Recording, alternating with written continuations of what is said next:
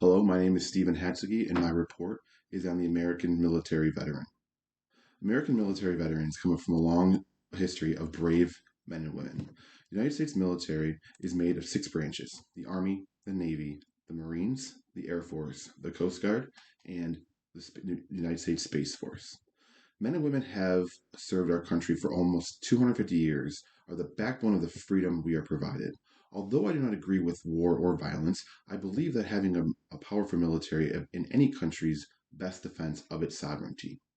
A cultural group that I am not a member of, but I do admire, is the American military veteran.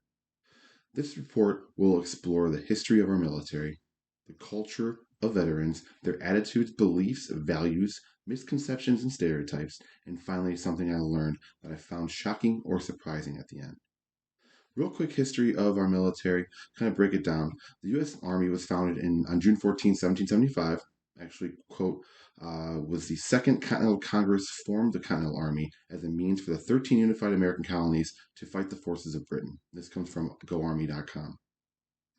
The U.S. Navy was established on October 13th, 1775, and it was known as the Continental Navy. Although, following the American Revolution, the Continental Navy was disbanded, President John Adams actually created the Naval Act of 1794 to combat pirate ships that were threatening American merchants, and was then known as the U.S. Navy. And that comes from Navy History in 2022. The Marine Corps was born November 10th, 1775, in Philadelphia, Pennsylvania. They are well known for being the few and the proud. The Air Force was the fourth branch of the military that was discussed. They were the new aeronautical division, was officially created on August 1st, 1907. That was to defend our country in the air. The fifth branch of our military is the U.S. Coast Guard. The official birthday of the Coast Guard was on August 4th, 1790. One impactful thing done by the Coast Guard was in 1808. The U.S. made the slave trade from Africa illegal, and the Coast Guard was just responsible for enforcing this law. That comes from our collection by the U.S. Coast Guard in 2022. And the sixth and youngest branch of the military is Space Force. USSF was established on December 20th, 2019. It was the National Defense Authorization Act, was signed into law to defend American interests in space. The U.S. military history is rich with stories of service, sacrifice, and bravery. To be a veteran of military comes with a tradition and honor. We see this cultural group being proud of their service, proud of this country, and proud to be an American. I used to work for a company called Mission Barbecue. Mission Barbecue's purpose was not only to serve fresh, made from scratch barbecue, but also to serve those who serve us. Their focus was to recognize our military veterans. We are taught in training the best identifiers of our military veterans to ensure they can never get past us without us letting them know that we're thankful by saying, "Thank you for your service." Most obvious thing that would signify a veteran would be their clothing. Again, in my experience, I've learned that the most veterans are proud to have served and show their pride in their clothing. Special hats are actually given to veterans to show where and when they served.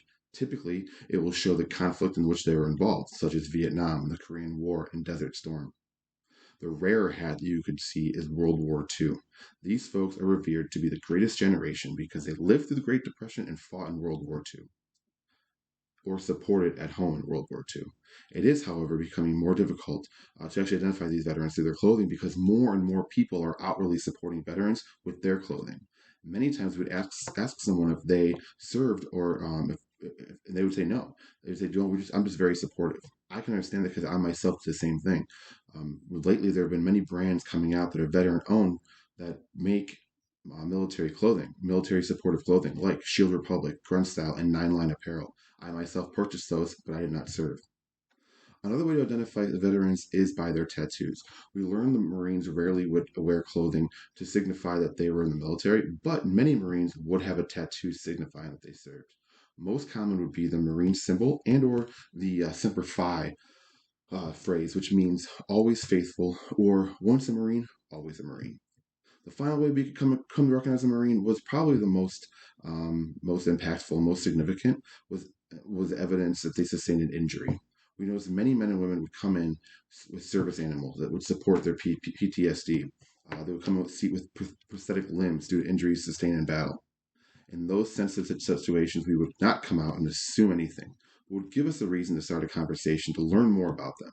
We would later learn in the conversation if they served our country or not. Either way, it was nice to spend time with people like that.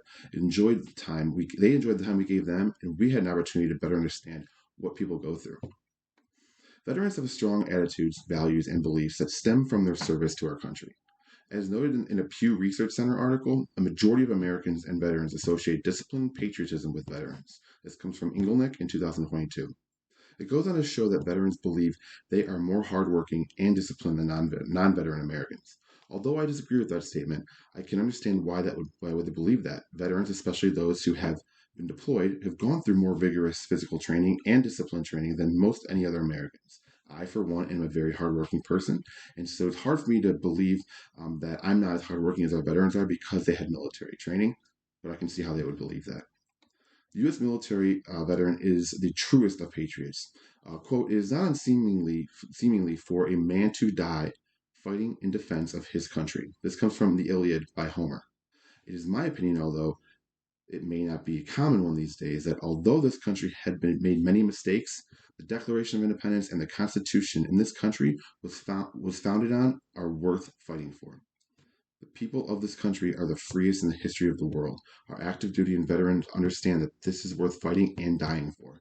I've met many veterans that believe that, but however, strongly disagree with the way our government operates. The involvement in quote unquote forever wars and the occupation of territories is not something they believe to be necessary, but defending our country and what we are founded on is of the utmost importance. Having worked at Mission Barbecue, I had the opportunity to learn a lot about veteran culture that I would not have otherwise known. Each teammate carried a field guide as part of our uniform. Within that field guide were values that were copied from our military: respect, integrity, dedication, excellence, loyalty, duty, honor. Are examples, to name a few. Every business has its own set of core values. Depending on the industry, some values are more important than others. I think the industry of preserving our freedom and serving each other, those values just mentioned are key. You see our veterans on a daily basis emulate those values. There are many veterans who continue to serve our country through holding elected positions in our government and also creating nonprofits to support other veterans, such as Wounded Warrior Project, Folds of Honor, and Operation Homefront. Like any other cultural group, there will be multiple misconceptions and stereotypes related to this group. It has been reported that veterans are considered to be poorly educated and violent, coming from Yoder in 2022. This makes veterans hard to employ. Employers are hesitant to hire our veterans because they may be a loose cannon or come from an uneducated background. I can speak from my experiences. I've heard many times that people believe the only reason to join the military is that you come from poverty or you do not have the ability to do anything else. So when these folks join civilian life, they are assumed to be of a lower class. Another stereotype that veterans tend to have alcohol and drug abuse problems. I understand why people would think this. Typically, anyone who abuses drugs and alcohol probably experienced some sort of trauma. When we believe that all these veterans come home traumatized, we would then assume that to link that with addiction. There needs to be a more focus on empowering veterans and less on charity and pity. Veterans are also often stereotyped as rigid, inflexible conformists, coming from Yoder in 2022. This unfortunately makes it more difficult to find them employment as well. As a hiring manager myself, it is important to look at the whole body of work. I cannot look at someone as just their stereotype. When looking at a veteran candidate, they may portray that they are rigid or inflexible conformists. The question you have to ask yourself is, how can you use that to your advantage, and what other strong attributes do they possess? Another stereotype I'd like to mention is that of the racist mentality towards people that they fought against. I was unable to find much data on this, but it's something that I've experienced over the years. I've heard many people assume that because the U.S. engages in wars in foreign countries like Vietnam, Afghanistan, Iraq, Syria, Korea, Japan, that these people who served in those conflicts have a racist view towards their people. I believe this is unfair to blanket these people that way. I think we see more racism tendencies towards the Middle East due to 9/11 attacks, but as I stated previously, most men and women who join the military join to defend our country. It is our government that sends our military to these foreign lands to fight. Our men and women are taught duty and honor. They believe that through their training, when they are called upon to serve, they don't ask questions.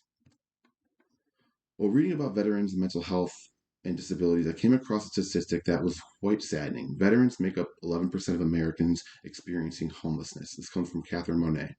Due to substance abuse, PTSD, and physical disabilities, along with a lack of living income, quality health care, and difficulty finding employment, this cultural group is more at risk of being homeless. I have seen recently many companies making a stronger effort to hire veterans.